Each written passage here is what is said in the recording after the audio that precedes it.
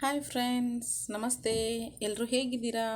S, I hope ಎಲ್ಲರೂ ಕೂಡ ಚೆನ್ನಾಗಿದ್ದೀರಾ ಅಂತ ಅನ್ಕೊತೀನಿ. ಎಸ್, ನಾನು ಕೂಡ ಚೆನ್ನಾಗಿದ್ದೀನಿ. ಎಸ್ ಸ್ನೇಹಿತರೆ, ಇವತ್ತಿನ ಈ ಕ್ಲಾಸಲ್ಲಿ ನಾನು GK ಬಗ್ಗೆ ಕೆಲವೊಂದಷ್ಟು ಕ್ವಶನ್ಸ್ಗಳನ್ನು ನಿಮ್ಮ ಮುಂದೆ ತಿಳಿಸ್ಕೊಡ್ತಾ ಇದ್ದೀನಿ. ಎಸ್, ಎಲ್ಲರೂ ಕೂಡ ಚೆನ್ನಾಗಿ ಅಭ್ಯಾಸ ಮಾಡ್ತಾ ಇದ್ದೀರಾ ಅಂತ ಅಂದ್ಕೊಂಡಿದ್ದೀನಿ. ಸೊ ಎಲ್ಲ ಕ್ವಶನ್ಸ್ಗಳನ್ನು ಎಲ್ಲ ಸಿಲೆಬಸ್ಗಳನ್ನು ಕಂಪ್ಲೀಟಾಗಿ ಕವರ್ ಮಾಡ್ಕೊಳ್ರಿ. ಒನ್ ಬೈ ಒನ್ ಎಲ್ಲ ಕ್ವಶನ್ ಆನ್ಸರ್ಸ್ಗಳನ್ನು ಚರ್ಚೆ ಮಾಡ್ಕೊಳ್ರಿ ಫ್ರೆಂಡ್ಸ್ ಇದ್ದರೂ ಕೂಡ. ಸೊ ಈ ರೀತಿ ನೀವು ಅಭ್ಯಾಸ ಮಾಡ್ತಾ ಹೋದರೆ ಬರ್ತಕ್ಕಂತಹ ಎಕ್ಸಾಮಲ್ಲಿ ಉನ್ನತವಾದಂತಹ ಸ್ಕೋರನ್ನು ನೀವು ಪಡ್ಕೊಳ್ಳಿಕ್ಕೆ ಸಾಧ್ಯ ಆಗುತ್ತೆ ಅಂತ ಹೇಳ್ತಾ, ಎಸ್ ಇವತ್ತಿನ ಕ್ಲಾಸು ನಾನು ಆಗಲೇ ಹೇಳಿದ ಹಾಗೆ ಜಿ ಕೆ ಮೇಲೆ ನಾನು ಒಂದು 10 ಕ್ವಶನ್ಸನ್ನು ನಿಮ್ಮ ಜೊತೆ ಇವತ್ತು ಡಿಸ್ಕಸ್ ಮಾಡ್ತಾ ಇದ್ದೀನಿ. ಆಲ್ರೆಡಿ ನಾನು ಸುಮಾರು ಕ್ವಶನ್ಸ್ಗಳನ್ನು ನಿಮ್ಮ ಜೊತೆ ಈಗಾಗಲೇ ಶೇರ್ ಮಾಡ್ಕೊಂಡಿದ್ದೀನಿ. ಯಾರೆಲ್ಲ ಇನ್ನೂ ಕೂಡ ಆ ಕ್ಲಾಸ್ಗಳನ್ನು ನೋಡಿಲ್ಲ, ಖಂಡಿತ ನಮ್ಮ ವಿದ್ಯಾರಾಜ್ ಎಜು ಪಾಯಿಂಟ್ ಯೂಟ್ಯೂಬ್ ಚಾನಲ್ನ ಪ್ಲೇಲಿಸ್ಟ್ಗೆ ಹೋಗಿಬಿಟ್ಟು, ಸೊ ಅಲ್ಲಿ GKಗೆ ನಿಮಗೆ ಸಪ್ರೇಟ್ ಆದಂತಹ ಒಂದು ಪ್ಲೇಲಿಸ್ಟ್ ಸಿಗುತ್ತೆ. ಅಲ್ಲಿ ನಿಮಗೆ ಸಾಕಷ್ಟು ವಿಡಿಯೋಗಳು ಇರುತ್ತೆ. ಸೊ ಎಲ್ಲ ಲಭ್ಯ ಇರತಕ್ಕಂತಹ ವಿಡಿಯೋಗಳನ್ನು ಉಪಯೋಗ ಮಾಡಿಕೊಡ್ರಿ. ಹೆಚ್ಚೆಚ್ಚು ಓದ್ತಾ ಬನ್ನಿರಿ. ಸಾಧ್ಯ ಆದರೆ ಒಂದು ಕಡೆ ಬರೆದಿಟ್ಕೊಳ್ರಿ. ಇವನ್ ನಾನು ನಿಮಗೆ ಸುಮಾರು ಸರಿ ಹೇಳಿದ್ದೀನಿ, ಏನು PDF ಬೇಕು ಅಂದರೂ ಕೂಡ ಅವೈಲೇಬಲ್ ಇದೆ. ಸೊ ನಿಮಗೆ ಕಾಂಟ್ಯಾಕ್ಟ್ ನಂಬರ್ ಕೂಡ ನಾನು ಕೊಟ್ಟಿದ್ದೀನಿ. ಅದಕ್ಕೆ ಆ ನಂಬರ್ಗೆ ನೀವು ವಾಟ್ಸಪ್ ಮಾಡೋದ್ರ ಮುಖಾಂತರ ನಿಮಗೆ ಬೇಕಾದಂತಹ ವಿಷಯದ ಒಂದು PDF ನೋಟ್ಸನ್ನು ನೀವು ಪಡೆದುಕೊಳ್ಬಹುದು. ಓಕೆನಾ? ವಾಟ್ಸಪ್ಗೆ ನೀವು ಒಂದು ಮೆಸೇಜ್ ಹಾಕೋದ್ರ ಮುಖಾಂತರ ಎಲ್ಲ PDF ನೋಟ್ಗಳನ್ನು ಪಡ್ಕೊಳ್ಬೋದು ಅಂತ ಹೇಳ್ತಾ, yes thank you so much. So ಎಲ್ಲರೂ ಕೂಡ ಆ ಕ್ಲಾಸನ್ನು ನೋಡ್ತಾ ಇರೋರು ಎಲ್ಲರೂ ಕೂಡ ತುಂಬಾ ಸಪೋರ್ಟ್ ಮಾಡ್ತಾ ಇದ್ದೀರಾ. ಹಾಗೆಯೇ ಎಲ್ಲರೂ ವಿಡಿಯೋ ಇಷ್ಟ ಆದರೆ ನೀವು ಲೈಕ್ ಮಾಡ್ತಾ ಬನ್ನಿ. Yes, once again welcome back to Vidyaraj edu point YouTube channel. ಓಕೆನಾ ಸ್ನೇಹಿತರೆ? ಎಸ್, ಲೇಟ್ ಮಾಡೋದು ಬೇಡ, ಬೇಗ ಪ್ರಶ್ನೆಗಳನ್ನು ನೋಡ್ತಾ ಹೋಗ್ಬಿಡೋಣಂತೆ, ಸರಿನಾ? ಎಸ್, GKಗೆ ಸಂಬಂಧಿಸಿದಂತಹ ಫಸ್ಟ್ ಕ್ವಶನ್ ಹೀಗಿದೆ. ಇದು ವಿಜ್ಞಾನಕ್ಕೆ ಸಂಬಂಧಿಸಿದಂತೆ ಅಂತ ಅಂದ್ಕೊಳ್ಬೇಡಿ, ಯಾಕಂದರೆ GK ಅಂದ ತಕ್ಷಣವೇ ನಿಮಗೆ ಬರುತ್ತೆ ಸಾಮಾನ್ಯ ಒಂದು ವಿಜ್ಞಾನ ಅಥವಾ ಸಾಮಾನ್ಯ ಅಧ್ಯಯನ ಅಂತ ಹೇಳ್ತೀವಿ GK.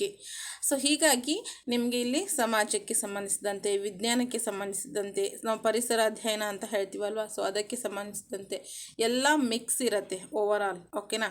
ಎಸ್, ಹಾಗಾದರೆ ಫಸ್ಟ್ ಆ್ಯಂಡ್ ಫಾರ್ಮೋಸ್ಟ್ ಕ್ವಶನ್ಸ್ ಬಂದು, ಶಿಲೀಂಧ್ರ ವಿಜ್ಞಾನದ ಪಿತಾಮಹ ಎಂದು ಯಾರನ್ನು ಕರೆಯುತ್ತಾರೆ ಅಂತ ಹೇಳಿ. ಶಿಲೀಂಧ್ರ ವಿಜ್ಞಾನದ ಪಿತಾಮಹ ಎಂದು ಯಾರನ್ನು ಕರೆಯಲಾಗುತ್ತೆ ಅಂತ. ಆಲ್ಮೋಸ್ಟ್ ನಮ್ಮ ಕ್ಲಾಸನ್ನು ವಾಚ್ ಮಾಡ್ತಕ್ಕಂತಹ ಪ್ರತಿಯೊಬ್ಬರು ಕೂಡ ಕೇಳ್ತಾ ಇದ್ದಾರೆ, ಆಪ್ಷನ್ಸ್ ಕೊಡಿ ಮೇಡಮ್ ಅಂತ.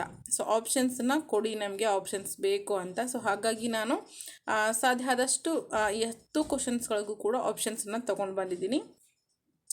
ನಾನು ಆನ್ಸರನ್ನು ಹೇಳೋಕ್ಕಿಂತ ಬಿಫೋರ್ ನಿಮಗೇನಾದರೂ ಆನ್ಸರ್ ಗೊತ್ತಿದ್ದರೆ ಖಂಡಿತ ವಿಡಿಯೋನ ಅಲ್ಲೇ ಪಾಸ್ ಮಾಡಿಬಿಟ್ಟು ಕಮೆಂಟ್ ಸೆಕ್ಷನ್ನಿಗೆ ಬಂದುಬಿಟ್ಟು ನೀವೊಂದು ಕಮೆಂಟನ್ನು ಹಾಕ್ಬೋದು. ಫಸ್ಟ್ ಕ್ವಶನಿಗೆ ಇಂತಹ ಆಪ್ಷನ್ ಕರೆಕ್ಟು, ಇಷ್ಟಿಷ್ಟು ಎಲ್ಲ ನೀವು ಸಾಧ್ಯ ಆದರೆ ಎಲ್ಲ ಕೂಡ ನೀವು ಅದರಲ್ಲಿ ಆನ್ಸರನ್ನು ಮಾಡೋದ್ರ ಮುಖಾಂತರ ಕಮೆಂಟ್ ಮಾಡ್ಬೋದು, ಸರಿನಾ? ಎಸ್, ಹಾಗಾದರೆ ಶಿಲೀಂಧ್ರ ವಿಜ್ಞಾನದ ಪಿತಾಮಹ ಎಂದು ಯಾರನ್ನು ಕರೆಯುತ್ತಾರೆ ಅಂತ. ಆಪ್ಷನ್ಸ್ ಬಂದು ಮಿಚೆಲ್ಲಿ, ಆಪ್ಷನ್ ಬಿ ಬಂದು Edward Jenner, option C professor R Mishra ಅಂತಕ್ಕಂಥವ್ರು, ಆ್ಯಂಡ್ ಲಾಸ್ಟ್ ಒನ್ ಬಂದು ಕರೋಲಸ್ ಲೀನಿಯಸ್ ಅಂತಕ್ಕಂಥವ್ರು. ಹಾಗಾದರೆ ಶಿಲೀಂಧ್ರ ವಿಜ್ಞಾನದ ಪಿತಾಮಹ ಅಂತ ನಾವು ಯಾರನ್ನು ಕರಿತೀವಿ? ಎಸ್, ಆಗಲೇ ಹೇಳಿದಾಗೆ ಆನ್ಸರ್ ಗೊತ್ತಿದ್ದರೆ ಕಮೆಂಟ್ ಬಾಕ್ಸಲ್ಲಿ ನೀವು ಕಮೆಂಟನ್ನು ಹಾಕೋದು ಒಳ್ಳೆಯದು. ಎಸ್, ಹಾಗಾದರೆ ನೆಕ್ಸ್ಟ್ ಕ್ವಶನ್ ತಗೊಳ್ಳಿ. ಇದಕ್ಕೆ ಆನ್ಸರ್ ಹೇಳಿಬಿಡ್ತೀನಿ ನಾನು, ಸರಿನಾ? ಶಿಲೀಂಧ್ರ ವಿಜ್ಞಾನದ ಪಿತಾಮಹ ಎಂದು, ಎಸ್ ಆಪ್ಷನ್ ಎ ಮಿಚೆಲ್ಲಿ ಅಂತ ಹೇಳ್ತೀವಿ. ಓಕೆನಾ ಸ್ನೇಹಿತರೆ? ಆಪ್ಷನ್ ಎ ಬಂದು ಮಿಚೆಲ್ಲಿ ಅಂತಕ್ಕಂಥದ್ದು ಇದಕ್ಕೆ ಸರಿಯಾದಂತಹ ಉತ್ತರ ಆಗುತ್ತೆ. ಎಸ್, ನೆಕ್ಸ್ಟ್ ಬಂದು ಮುಂದಿನ ಪ್ರಶ್ನೆ. ಸೆಕೆಂಡ್ ಕ್ವಶನ್ ಈ ರೀತಿಯಾಗಿದೆ. ಸೆಕೆಂಡ್ ಪ್ರಶ್ನೆ, ಗಜಭೇಂಟೆಗಾರ ಎಂದು ಯಾವ ಅರಸನನ್ನು ಕರೆಯುತ್ತಾರೆ? ಗಜಭೇಂಟೆಗಾರ ಎಂದು ಯಾವ ಅರಸನನ್ನು ಕರೆಯುತ್ತಾರೆ? ಸೋಷಿಯಲ್ ಸೈನ್ಸ್ ಕ್ಲಾಸ್ ತೊಗೊಂಡಾಗ ನಾನು ಇದ್ರ ಬಗ್ಗೆ ನಿಮಗೆ ಮೇ ಬಿ ತಿಳಿಸ್ಕೊಟ್ಟಿದ್ದೀನಿ ಅಂತ ಅಂದ್ಕೊತೀನಿ.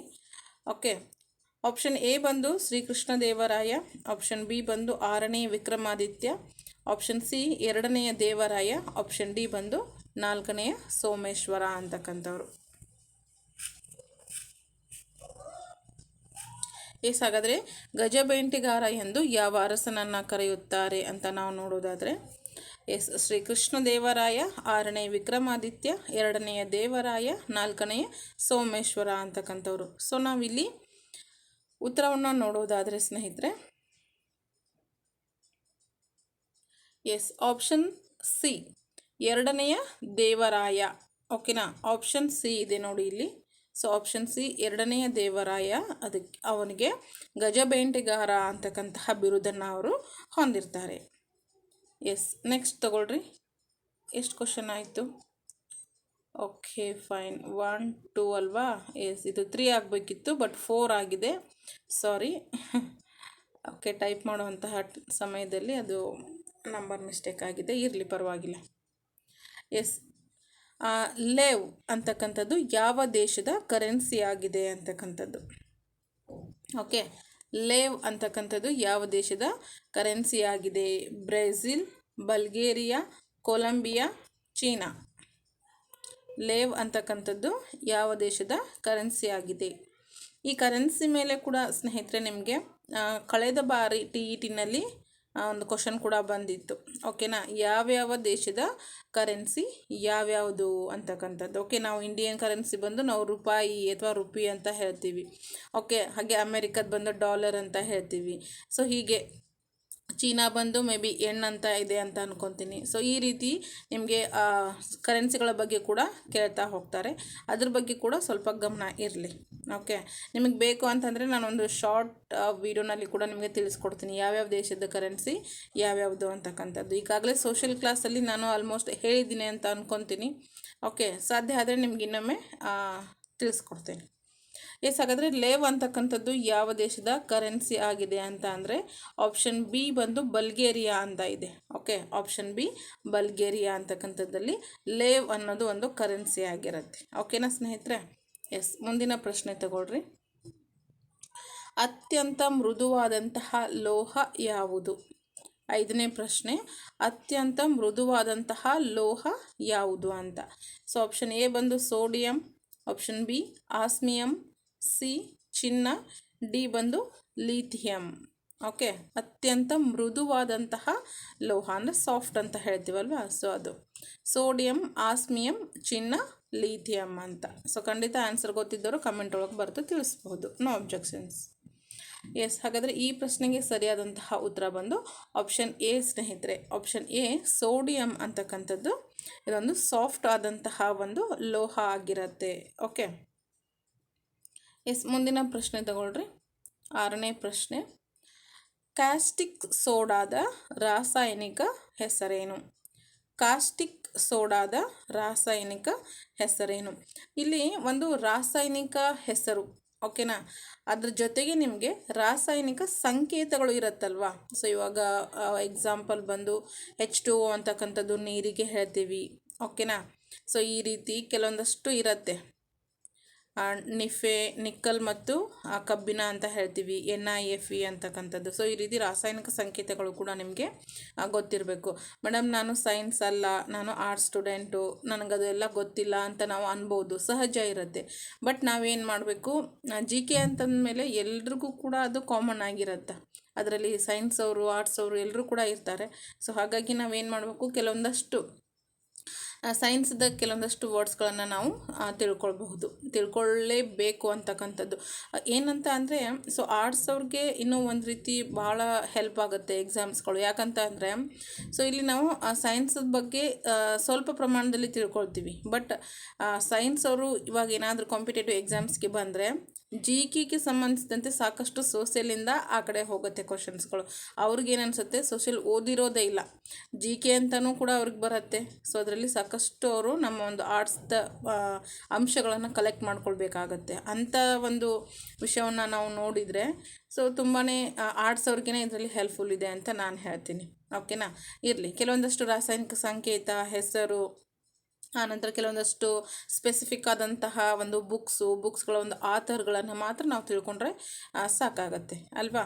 ಓಕೆ, ಹಾಗಾದರೆ ಕಾಸ್ಟಿಕ್ ಸೋಡಾದ ರಾಸಾಯನಿಕ ಹೆಸರನ್ನು ನಾವು ನೋಡೋದಾದರೆ ಕ್ಯಾಲ್ಸಿಯಂ ಹೈಡ್ರಾಕ್ಸೈಡ್ ಅಥವಾ sodium hydroxide, calcium oxide, option D ಬಂದು ಹೈಡ್ರೋಜನ್ ಆಕ್ಸೈಡ್ ಅಂತಕ್ಕಂಥದ್ದು. ಓಕೆನಾ, ಹಾಗಾದರೆ ಇದರಲ್ಲಿ ಕಾಸ್ಟಿಕ್ ಸೋಡಾದ ರಾಸಾಯನಿಕ ಹೆಸರು ಯಾವುದಾಗತ್ತೆ? ಎಸ್, ಹಾಗಾದರೆ ಈ ಪ್ರಶ್ನೆಗೆ ಸರಿಯಾದಂತಹ ಉತ್ತರ ಬಂದು ಸ್ನೇಹಿತರೆ ಆಪ್ಷನ್ ಬಿ ಬಂದು ಸೋಡಿಯಂ ಹೈಡ್ರಾಕ್ಸೈಡ್ ಆಗುತ್ತೆ. ಓಕೆನಾ, ಸೋಡಿಯಂ ಹೈಡ್ರಾಕ್ಸೈಡ್ ಅಂತಕ್ಕಂಥದ್ದು ಇದೊಂದು ಕಾಸ್ಟಿಕ್ ಸೋಡಾದ ರಾಸಾಯನಿಕ ಹೆಸರಾಗಿರುತ್ತೆ, ಗಮನಿಸ್ಕೊಳ್ರಿ. ಓಕೆ, ನೆಕ್ಸ್ಟ್ ಕ್ವಶನ್ ತಗೊಳ್ರಿ. 7ನೇ ಪ್ರಶ್ನೆ. ಬೆಟ್ಟಗಳ ರಾಣಿ ಎಂದು ಯಾವ ನಗರಕ್ಕೆ ಕರೆಯುತ್ತಾರೆ? ನೋಡ್ರಿ, ಇವೆಲ್ಲ ಹೊಸ ಹೊಸ ಕ್ವಶನ್ಸ್ಗಳಿರುತ್ತೆ. ನಮಗೆ ಎಲ್ಲಿಂದ ಬರುತ್ತೆ ಏನು ಅಂತ ಗೊತ್ತೂ ಆಗೋದಿಲ್ಲ. ಸೊ ಎಕ್ಸಾಮ್ ಒಳಗೆ ಈ ಥರ ಕ್ವಶನ್ಸ್ ಬಂದರೆ ನಾವೇನು ಮಾಡ್ತೀವಿ? ಸೊ ಎಲ್ಲಿಂದ ತೆಗೆದ್ರಪ್ಪ ಈ ಕ್ವಶನ್ಸು ಅಂತ ಅಂದ್ಕೊಳ್ತೀವಿ. ಸೊ ಆ ರೀತಿ ಬೇಡ. ಸೊ ಬೆಟ್ಟಗಳ ರಾಣಿ ಎಂದು ಯಾವ ನಗರಕ್ಕೆ ಕರೀತಾರೆ ಅಂತ ಅಂದರೆ, ಸೊ ಇಲ್ಲಿ ಆಪ್ಷನ್ಸ್ ಬಂದು Coimbatore, option B Darjeeling, C ಬಂದು ಪಟಿಯಾಲ, ಡಿ ಬಂದು ವಿಜಯವಾಡ ಅಂತ ಆಪ್ಷನ್ಸ್ ಇದೆ. ಹಾಗಾದರೆ ಬೆಟ್ಟಗಳ ರಾಣಿ ಅಂತ ನಾವು ಯಾವ ನಗರಕ್ಕೆ ಕರಿತೀವಿ? ನೋಡಿರಿ, ವಿಚಾರ ಮಾಡಿ ಆನ್ಸರನ್ನು ಹಾಕ್ರಿ. ಇವಾಗ ನೀವು ಇಲ್ಲಿ ಏನೋ ಒಂದು ಹಾಕ್ತೀನಿ ನಾನು ಆಪ್ಷನ್ ಅಂತ ಅಂದರೂ ಕೂಡ ಓಕೆ. ಯಾಕಂತಂದರೆ ಇದೇನು ಅಷ್ಟು ಇದು ಅನಿಸಲ್ಲ ನಿಮಗೆ. ಇಲ್ಲಿ ತಪ್ಪಾದರೂ ಕೂಡ ನಾವು ವಾಪಸ್ ಹೇಳ್ತೀವಿ. ಸೊ ನೆಕ್ಸ್ಟ್ ನಾವು ತಿಳ್ಕೊಳ್ಳಿಕ್ಕೆ ಇಲ್ಲೊಂದು ಪ್ಲ್ಯಾಟ್ಫಾರ್ಮ್ ಅಂತ ಹೇಳ್ತೀವಿ. ಇದೊಂದು ಎಕ್ಸಾಮಲ್ಲಿ ಕೂಡ ಈ ರೀತಿ ಆಗಬಾರ್ದು. ಸೊ ಪ್ರಾಕ್ಟೀಸ್ ಅಂತ ಹೇಳ್ತೀವಿ. ಪ್ರಾಕ್ಟೀಸ್ ಮೇಕ್ಸ್ ಮ್ಯಾನ್ ಪರ್ಫೆಕ್ಟ್ ಅಂತಕ್ಕಂಥದ್ದು. ಸೊ ಹಾಗಾಗಿ ನೀವು ಸಾಧ್ಯ ಆದಷ್ಟು ಇಲ್ಲಿ ಪ್ರಾಕ್ಟೀಸ್ ಮಾಡಿರಿ. ತಪ್ಪಾಗಲಿ ಒಪ್ಪಾಗಲಿ participation is the most important ಅಲ್ವಾ? ಹಾಗಾಗಿ ತಪ್ಪಾಗಲಿ ಏನೇ ಆಗಲಿ ನೀವು ಒಟ್ಟು ಯಾವುದು ನಿಮಗೆ ಹೌದು ಅಂತ ಅನಿಸುತ್ತೆ, ಯಾವುದು ನಿಮಗೆ ರಿಲೇಟ್ ಅಂತ ಅನಿಸುತ್ತೆ, ಸೊ ಅದನ್ನು ಕಮೆಂಟ್ ಒಳಗೆ ತಿಳಿಸ್ರಿ.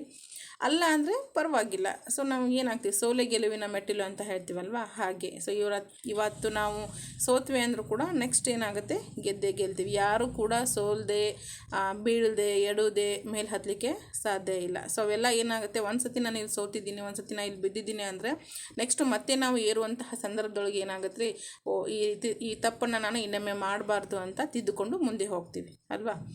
ಆಗಿದ್ದಾಗ ಮಾತ್ರ ಅದು ನಮ್ಮನ್ನ ಉನ್ನತ ಸ್ಥಾನಕ್ಕೆ ಕರ್ಕೊಂಡು ಹೋಗುತ್ತೆ. ಎಸ್, ಇರಲಿ. ಹಾಗಾದರೆ ಬೆಟ್ಟಗಳ ರಾಣಿ ಅಂತ ಯಾವ ನಗರಕ್ಕೆ ಕರೀತಾರೆ ಅಂತ ನೋಡೋದಾದರೆ ಡಾರ್ಜಿಲಿಂಗ್ ಪ್ರದೇಶವನ್ನು, ಓಕೆನಾ? ಡಾರ್ಜಿಲಿಂಗ್ ಆಪ್ಷನ್ ಬಿ ಇದೆ ನೋಡಿ. ಆಪ್ಷನ್ ಬಿ ಡಾರ್ಜಿಲಿಂಗ್ ಅಂತಕ್ಕಂಥದ್ದು ಏನಾಗುತ್ತೆ ರೀ, ಇದು ಬೆಟ್ಟಗಳ ರಾಣಿ ಅಂತಕ್ಕಂತಹ ಒಂದು ನಗರ ಪ್ರದೇಶವಾಗಿರುತ್ತೆ. ಎಸ್, ಮುಂದಿನ ಪ್ರಶ್ನೆ ತಗೊಳ್ರಿ. 8ನೇ ಪ್ರಶ್ನೆ. ಓಕೆ, ಅಷ್ಟದಿಗ್ಗಜರು ಯಾರ ಆಸ್ಥಾನದಲ್ಲಿ ಇದ್ದರು ಅಂತಕ್ಕಂಥದ್ದು. ಓಕೆ, ಅಷ್ಟದಿಗ್ಗಜರು ಯಾರ ಆಸ್ಥಾನದಲ್ಲಿ ಇದ್ದರು ಅಂತ ಪ್ರಶ್ನೆ. ಆಪ್ಷನ್ ಬಂದು ಶಿವಾಜಿ, ಓಕೆ, ಕೃಷ್ಣದೇವರಾಯ, ಮತ್ತು ಇದು ಅಕ್ಬರ್ ಆಗಬೇಕು. ಸೊ ಅಕ್ಟರ್ ಆಗಿದೆ. Okay, Akbar. And option D ಬಂದು ಚಂದ್ರಗುಪ್ತ. ಅಷ್ಟದಿಗ್ಗಜರು ಯಾರ ಒಂದು ಆಸ್ಥಾನದಲ್ಲಿದ್ದರು? ಶಿವಾಜಿ ಆಸ್ಥಾನದಲ್ಲಿ ಇದ್ರಾ? ಅಕಸ್ಮಾತ್ ಕೃಷ್ಣದೇವರಾಯನ ಆಸ್ಥಾನದಲ್ಲಿ ಇದ್ರಾ? ಅಕ್ಬರನ ಆಸ್ಥಾನದಲ್ಲಿ ಮತ್ತು ಚಂದ್ರಗುಪ್ತನ ಆಸ್ಥಾನದಲ್ಲಿ? ಎಸ್, ಹಾಗಾದರೆ ಈ ಪ್ರಶ್ನೆಗೆ ಸರಿಯಾದಂತಹ ಉತ್ತರ ಯಾವುದು ಅಂತ ನಾವು ನೋಡೋದಾದರೆ ಎಸ್, ಆಪ್ಷನ್ ಬಿ ಇದೆ ಅಲ್ವಾ, ಕೃಷ್ಣದೇವರಾಯ.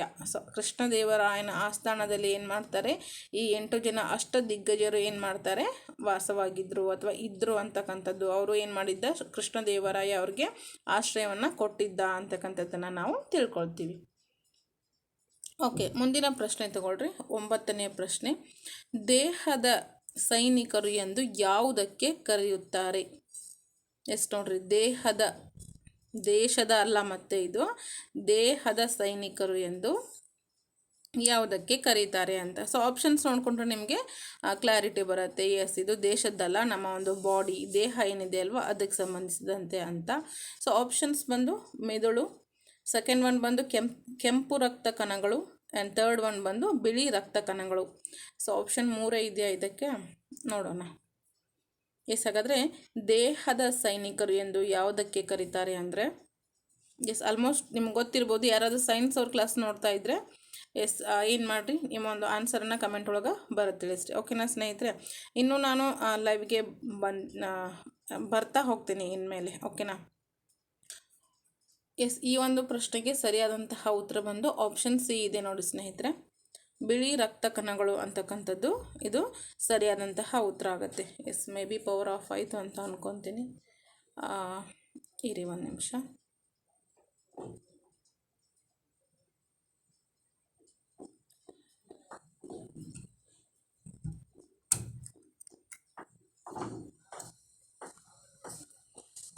ಓಕೆ, ಫೈನ್, ಪರವಾಗಿಲ್ಲ, ಪವರ್ ಆಫ್ ಆಗಿದೆ.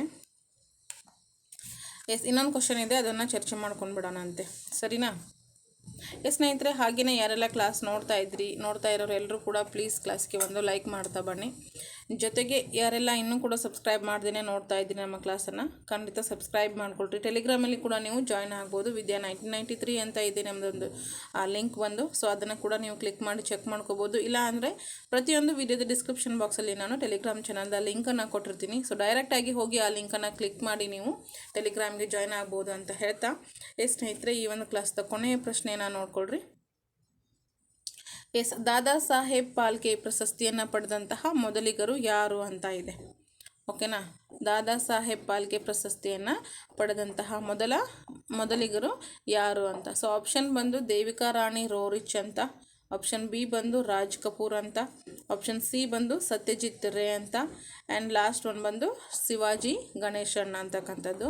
ಸೊ ಹಾಗಾದರೆ ದಾದಾ ಸಾಹೇಬ್ ಫಾಲ್ಕೆ ಪ್ರಶಸ್ತಿ ಪಡೆದಂತಹ ಮೊದಲಿಗರು ಯಾರಾಗ್ತಾರೆ ನೋಡಿ ವಿಚಾರ ಮಾಡಿ ಆನ್ಸರನ್ನು ಮಾಡಿ ಅಂತ ಹೇಳ್ತಾ, ಕ್ಲಾಸಿಗೆ ಎಲ್ಲರೂ ಕೂಡ ತಪ್ಪದೇ ಲೈಕ್ ಮಾಡಿ ಸ್ನೇಹಿತರೆ. ಯಾರೆಲ್ಲ ಸಬ್ಸ್ಕ್ರೈಬ್ ಮಾಡಿಲ್ಲ, ಹೊಸಬ್ರು ಇದೇ ಮೊದಲು ಬಾರಿ ನಮ್ಮ ಚಾನಲ್ ನೋಡ್ತಾ ಇದ್ದರೆ ಅವರು ಕೂಡ ಸಬ್ಸ್ಕ್ರೈಬ್ ಮಾಡ್ಕೊಳ್ರಿ. ಪ್ರತಿಯೊಂದು ಸಬ್ಜೆಕ್ಟಿಗೆ ಸಂಬಂಧಿಸಿದಂತಹ ಎಲ್ಲ ವಿಡಿಯೋಗಳು ನಮ್ಮ ಒಂದು ಚಾನಲಲ್ಲಿ ಅವೈಲೇಬಲ್ ಇದೆ. ಸೊ ಸಾಧ್ಯ ಆದಷ್ಟು ಎಲ್ಲರೂ ಕೂಡ ಇವನ್ ಕನ್ನಡ ಆಗಿರ್ಬೋದು, ಕನ್ನಡ ಪೆಡಗಾಲಜಿ ಆಗಿರ್ಬೋದು, ಮತ್ತು ಸೈಕಾಲಜಿ ಆಗಿರ್ಬೋದು, ಸೋಷಿಯಲ್ ಸೈನ್ಸ್ ಆಗಿರ್ಬೋದು, ಓಕೆನಾ, ಮೆಂಟಲ್ ಎಬಿಲಿಟಿ ಆಗಿರ್ಬೋದು, ಇಂಗ್ಲೀಷ್ ಆಗಿರ್ಬೋದು, English grammar, okay, TET question paper, GPSTR question paper, ಪ್ರತಿಯೊಂದನ್ನು ಕೂಡ HSTR ಆಗಿರ್ಬೋದು, ಮತ್ತು KSRTCದು ಆಗಿರ್ಬೋದು. ಸೊ ಪ್ರತಿಯೊಂದು ಕ್ವಶನ್ ಪೇಪರನ್ನು ನಾನು ಬಿಡಿಸಿದ್ದೀನಿ. ಅದರದ್ದೇ ಆದಂತಹ ಒಂದು ಪ್ಲೇಲಿಸ್ಟನ್ನು ನಾನು ಸಪ್ರೇಟ್ ಮಾಡಿದ್ದೀನಿ. ಓಕೆ, ನಮ್ಮ ಚಾನಲ್ಗೆ ಒಂದು ಸಾರಿ ವಿಸಿಟ್ ಮಾಡಿ ಪ್ಲೇಲಿಸ್ಟನ್ನು ನೀವು ಚೆಕ್ ಮಾಡಿದ್ದೆ ಆದರೆ ಪ್ರತಿಯೊಂದು ನಿಮಗೆ ವೀಡಿಯೋಸ್ಗಳು ಅಲ್ಲಿ ಅವೈಲೇಬಲ್ ಇರುತ್ತೆ. ಅದನ್ನು ನೋಡಿಕೊಂಡು ನಿಮಗೆ ಬೇಕಾದಂತಹ ವಿಷಯ ವಿಡಿಯೋಗಳನ್ನು ನೋಡಿಕೊಂಡು ನೀವು ಮಾಹಿತಿಯನ್ನು ಪಡೆದುಕೊಳ್ಳ್ರಿ. ಓಕೆನಾ. ಹಾಗಾದರೆ ಕೊನೆಯ ಪ್ರಶ್ನೆ ಬಂದು ದಾದಾ ಸಾಹೇಬ್ ಫಾಲ್ಕೆ ಪ್ರಶಸ್ತಿ ಪಡೆದಂತಹ ಮೊದಲ ಕನ್ನಡಿಗರು, ಇಟ್ ಮೀನ್ಸ್ ಮೊದಲಿಗರು ಯಾರು ಅಂತ ನೋಡೋದಾದರೆ ಆಪ್ಷನ್ ಎ ಬಂದು ದೇವಿಕಾ ರಾಣಿ ರೋರಿಚ್ ಅಂತಕ್ಕಂಥವ್ರು. ಓಕೆನಾ, ದೇವಿಕಾ ರಾಣಿ ರೋರಿಚ್ ಅಂತಕ್ಕಂಥವ್ರು ಏನಾಗ್ತಾರೆ, ದಾದಾ ಸಾಹೇಬ್ ಫಾಲ್ಕೆ ಪ್ರಶಸ್ತಿ ಪಡೆದಂತಹ ಪ್ರಥಮರಾಗಿರ್ತಾರೆ, ಮೊದಲಿಗರಾಗಿರ್ತಾರೆ ಅಂತಕ್ಕಂಥದ್ದು. ಓಕೆ, ಐ ಥಿಂಕ್ ಇವತ್ತಿನ ಈ ಕ್ಲಾಸಲ್ಲಿ ಎಲ್ಲ ಕ್ವಶನ್ಸ್ಗಳು ನಿಮಗೆ ಸ್ವಲ್ಪನಾದರೂ ಯೂಸ್ಫುಲ್ ಆಗಿದೆ ಅಂತ ಅಂದ್ಕೊತೀನಿ. ನಿಮಗೆ ಯೂಸ್ಫುಲ್ ಅಂತ ಅನಿಸಿದರೆ, ಓಕೆ ಈ ರೀತಿ ಕ್ವಶನ್ಸ್ಗಳು ನಮ್ಗೆ ಇನ್ನೂ ಬೇಕು ಅಂತ ನಿಮಗೆ ಅನಿಸಿದರೆ ಖಂಡಿತ ನೀವು ಕಾಮೆಂಟ್ ಬಾಕ್ಸಲ್ಲಿ ಕಾಮೆಂಟನ್ನು ಹಾಕ್ಬೋದು. ಅಕಸ್ಮಾತ್ ನಿಮಗೆ ನನಗೆ ಇಂಥ ವಿಷಯದ್ದು ಬೇಕು ಅಥವಾ ಇಂಥ ಕ್ವಶನ್ ಪೇಪರನ್ನು ಬಿಡಿಸ್ಕೊಡಿ, ಓಕೆನಾ, ಈ ವಿಷಯಕ್ಕೆ ಸಂಬಂಧಿಸಿದಂತೆ ನನಗೆ ಕೆಲವೊಂದಷ್ಟು ಮಾಹಿತಿಯನ್ನು ತಿಳಿಸ್ಕೊಡಿ ಅಂತ ಹೇಳೋದೇನಾದರೂ ಇದ್ದರೆ ಸಜೆಷನ್ ಆಗಿರ್ಬೋದು.